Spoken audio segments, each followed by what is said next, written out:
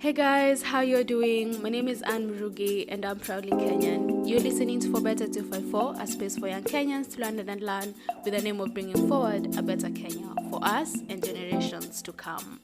Welcome how you're doing? Today I want to do something and ask you to start silently, loudly, whatever you like, affirming the mantra that we had from the last episode, which went something like, I am deserving and good things are coming my way. So pause this, be quiet, and say that to yourself. Have you found that? Good. Let's get into the episode. Welcome to today's episode. Thank you to everyone listening and learning from the episodes I have put out this far. I am really grateful for you. When you listen to an episode and like it, kindly do comment, share so that we can bring more people into this awakening and, bring that better Kenya chap. We need it. We say this is our podcast for us and for generations to come. So the more we bring people into this awakening, the more we are able to bring forward the better Kenya quickly, if you get what I mean, right? I'm going to get into a topic today. Our topic today is on the political history of Kenya. Yes, I know. But I won't be going deeper things and into parties and such, but I hope this will help you feel questions that you might be having on why our political affairs are just how they are, why they are so messed up. If you remember from the inferiority episode, I explained how the whites found cultured people upon their arrival, and this threatened them, and so they had to find a way to fight back. And this included brainwashing and the divide and rule concept. If you haven't listened to that episode, the Kujidunisha episode, go give it a listen. Thank you. Anyway, so how did they bring about the divide and rule concept? They did this by recruiting people among the communities who they could use as their bridge to reach the rest of the community.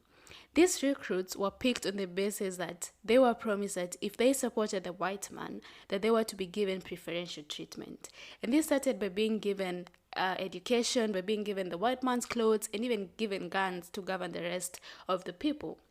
And so they assumed their position as intermediaries for the white people. If you think about it, in mainstream history, we do call these people collaborators. Today, if you also think about it, most of these collaborators formed our politicians all across Africa. Politicians trained and educated to govern us by people who came to oppress and take our resources. Those are our politicians. Our first president, Kamau wa Muigai, also called Jomo Kenyatta, who I'll be referring as Kamau throughout the episode, as we learned in history and social studies, was a collaborator. Kamau was loved by the white people as it is portrayed in most of the documentaries within the mainstream history, to the extent that the other white settlers were actually jealous of him. The British educated him to speak English, allowed him to go to the UK and study there. In fact, it did say that there was a period he was erased from the people, and upon his return, he had a white wife, and he was spreading the British values upon his people.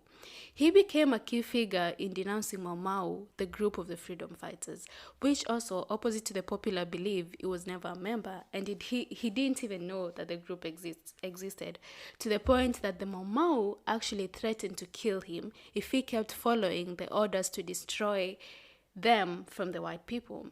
This is very much documented by Fred Kubai and Bildad Kagai, who are the members of the Mau Mau Central Committee, and confirm this. And also, we can also confirm this with the sudden death of Chief Waruyo, who was working very much close with Mr. Kamau at this point. Having been prepared by the whites, when it came time for the British to leave the country, which is also something that actually we learn that it wasn't voluntary, but they actually left the country voluntarily. Not to say that people didn't resist. People did a lot of resisting, and we appreciate all those people that fought for us. But the British leaving was due to the hearing that other colonies had achieved their objective and they were now retrieving. And so they didn't want to be the last colonies. And yes, guys, those are the people we tried so hard to be like, who decided they will leave because the rest of the team has left. So, acha sisi, acha tutoke. So, in 1962, the Lancaster Conference took place. The old constitution was crafted by the whites. Remember, it's them who were pulling the strings, and their man, Mr. Kamau, was right beside them. And so, in 1963, he was to replace them in what was disguised as independence. The people supported him because even the bigger names had also gone through the same education and knew how to convince the masses that this is their rightful leaders. Exactly similar to the type of propaganda we get to see today with our politicians. Because also remember at this point that most people could actually not speak English. English was a foreign language, and so a lot might have been lost in the whole process of transitioning of power. And such scenes actually very much documented in most of the literature we read, for instance, the Kidagaa Kimemwozea. This was then the beginning of our leadership turmoil. At this point, our president was a collaborator with the colonizers. We're still under the colonizers' constitution of 1962. Our leaders have been educated through the colonial leadership. Actually, a bomb was ticking.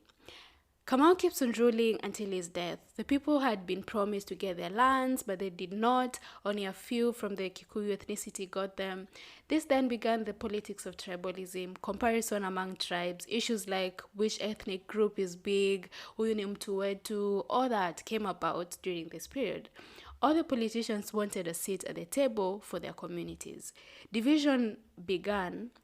And as you remember from my IG post on the concept of borders, yes, this was the effects of all of this. The division began. The concept of superiority, divide and rule was slowly being unraveled, and conflicts were slowly being built among the communities.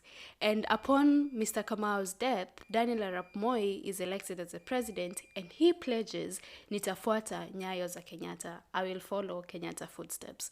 And true to his words, he followed his footsteps. And what we saw in his era was a dictatorship that left Kenyans hopeless. The beating and the detaining during his time was exactly what happened to the Mau Maus with their rebellion against the white. The police brutality, all of that was very much similar to what was happening in the colonial era, and it actually was worsening. He kept on ruling until people had had enough, and the church priest intervened, students rebelled, and everyone was just protesting against him until his removal after 24 years. But that didn't change a lot, as we were still under the same constitution that was created by the white man up until in 2010. Though it was such an amazing time to see Kenyans stand up against this mediocrity, and among the biggest protesters were actually students. So young people, I'm telling you, it's only us who can bring change in Kenya, you know. They managed to remove a 24 years lasting president. So what do you think we can do now? Anyway, in between all this, a lot of political figures from the era of colonialism were supported more, which then started explaining the concept of dynasties. The children of these colonial African leaders were now seen holding positions in government slowly, and up until today, our politics are based on certain leaders who collaborated with the white man. With the knowledge of what colonization did to us, I don't expect that these leaders to do anything short of what the colonizers did. I mean, they educated them. They taught them how to go on with the leadership, right? The Constitution of Kenya was implemented in 2010, and in less than 15 years, we are talking about the BBI, which actually has very, very similar parts to the old Constitution. In my opinion, dynasties are real, and it all went wrong from the false history we were given of our independence.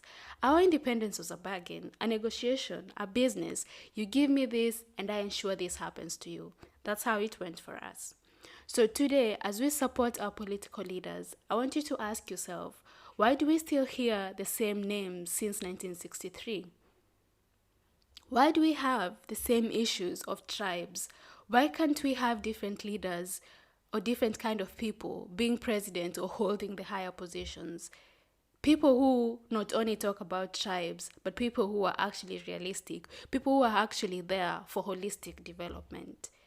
Before you shout, this is my president, this is my MP, this is my MCA, ask yourself, is it a similar bargain as it was in 1963?